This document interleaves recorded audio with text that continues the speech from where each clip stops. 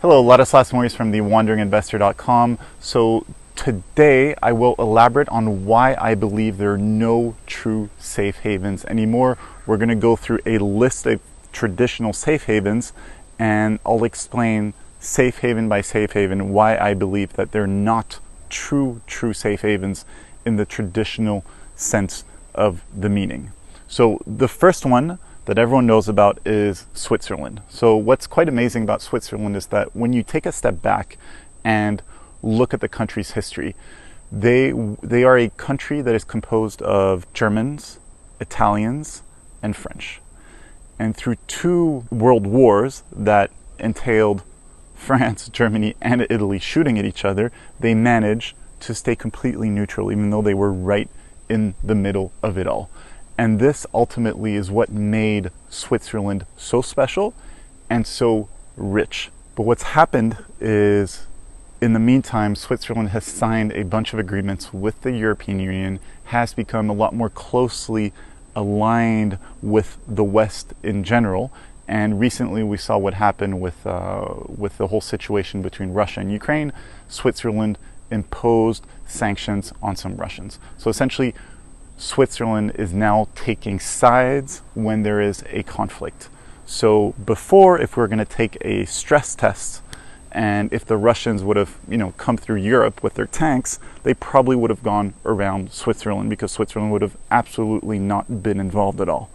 But now Switzerland is actually a target. And you, as an individual, when you're putting your money in Switzerland, you're now at the risk of falling under some sanctions that the Swiss are now aligned with. So some Swiss politicians are now saying that if China were to make a move against Taiwan, then Switzerland would impose sanctions on China as well. So essentially, Switzerland as a true haven is a thing of the past. Then you've got these little European countries like Liechtenstein, Andorra, Monaco.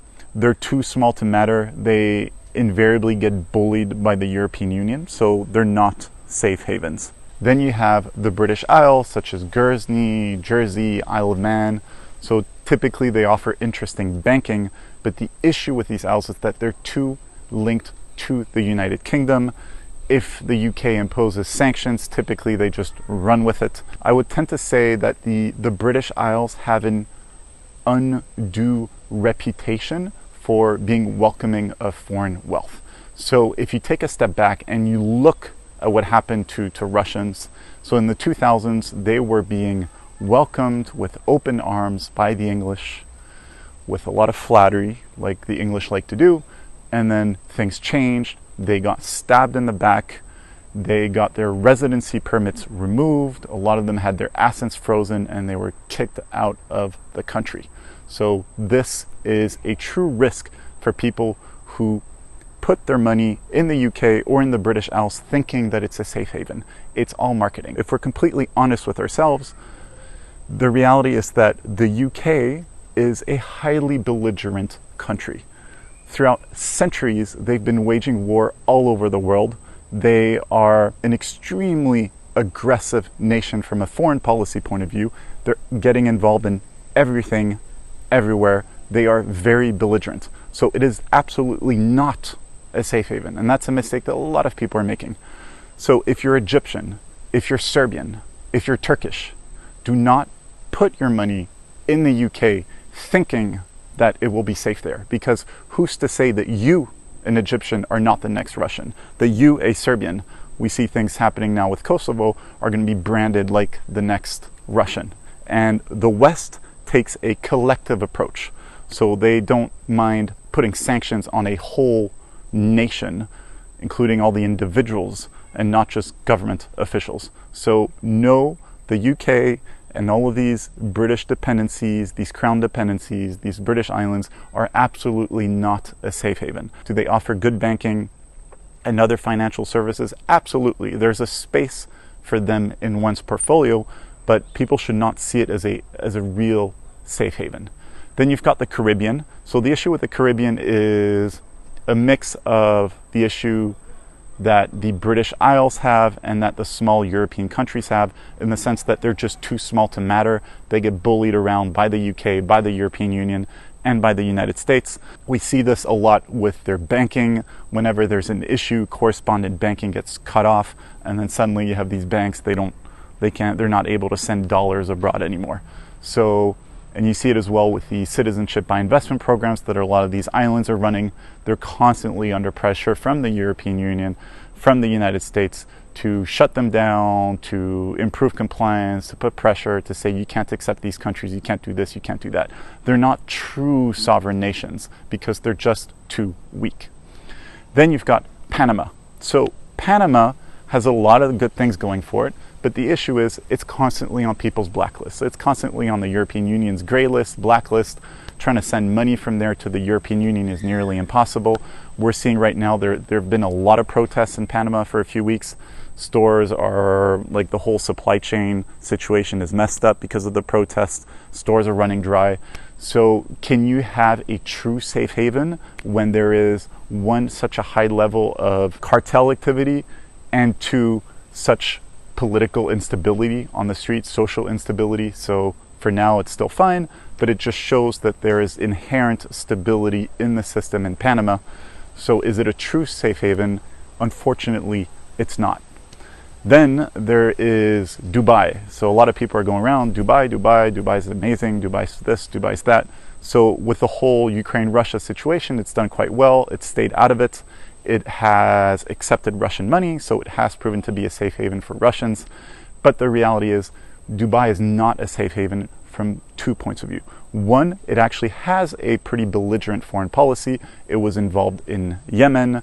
It got in a ridiculous fight with Qatar, etc. It's very politically active, and with political activity comes geopolitical risk and potential issues. And you believing that Dubai is a safe haven because of all of the marketing, you could run into issues because you never know. Something's could happen between Iran and Dubai. Right now they seem to be getting closer to each other, but what's not to say that they could have major issues. The second thing with Dubai, and that's across the Gulf, is as a foreigner, and this is a point that either never gets mentioned by people selling Dubai because they're overseas and they absolutely do not understand how the Gulf operates, or because they live in Dubai and they're not allowed to say otherwise.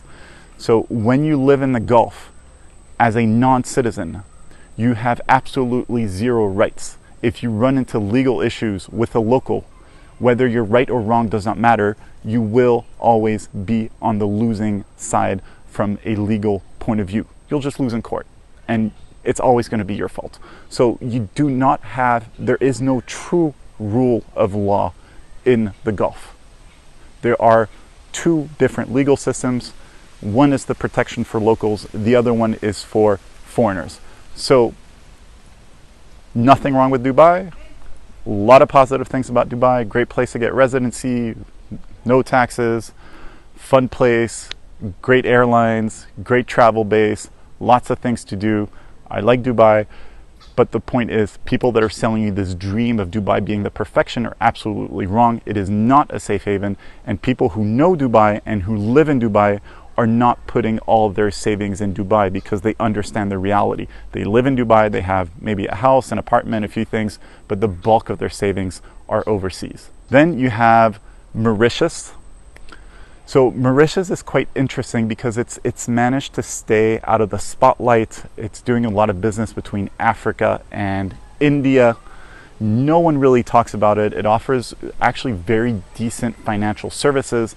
But the issue with Mauritius is that it does have a tendency once in a while to pop up in some gray lists, not blacklists, but gray lists. And they had, during the whole COVID issue, they had extremely hard lockdowns, which meant that you couldn't even get into the country. So you couldn't even have access to whatever you had there if you didn't have the proper power of attorney, etc., that was set up. And also, it is a country with relatively high levels of inequality and of racial disparity, which could prove to be an issue if the economy were to hit a tough spot. So the inherent stability of the country is not guaranteed.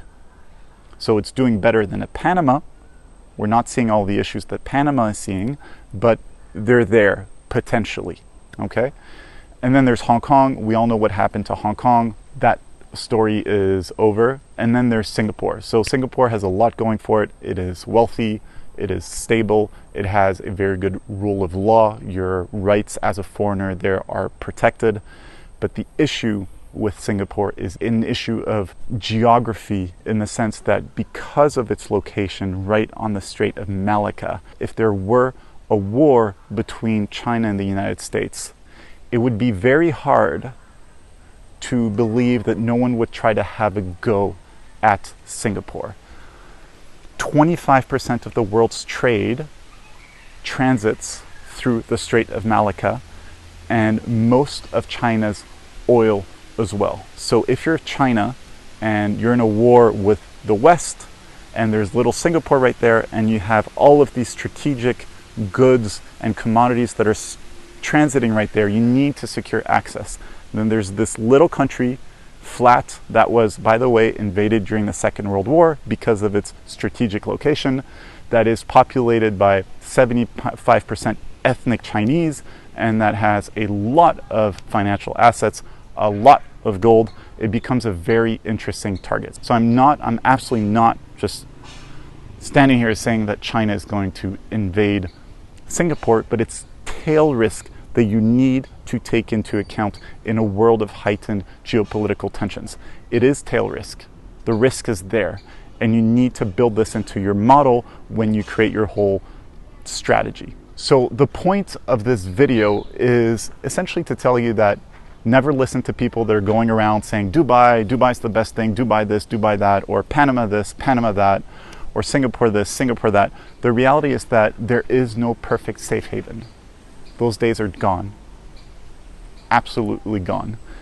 And the safest thing you can do at this stage is, again, to diversify, is to use each safe haven or formerly safe haven in a specific way for your specific situation, so that you can maximize the benefits of each essentially safe haven and build a portfolio of assets and services in these various jurisdictions, so you're not entirely dependent on one. They all have a place, they all have their positives, but unfortunately people never discuss their negatives. And this is why I travel around the world full-time, looking at these opportunities on the ground. If you're interested about finding out more about some of the opportunities out there, about how to the pluses and minuses of each jurisdiction, what you could do for your portfolio, there is a link below. I offer some consulting services. Remember that you can go to my website, thewanderinginvestor.com, and sign up to the private list. It's entirely free.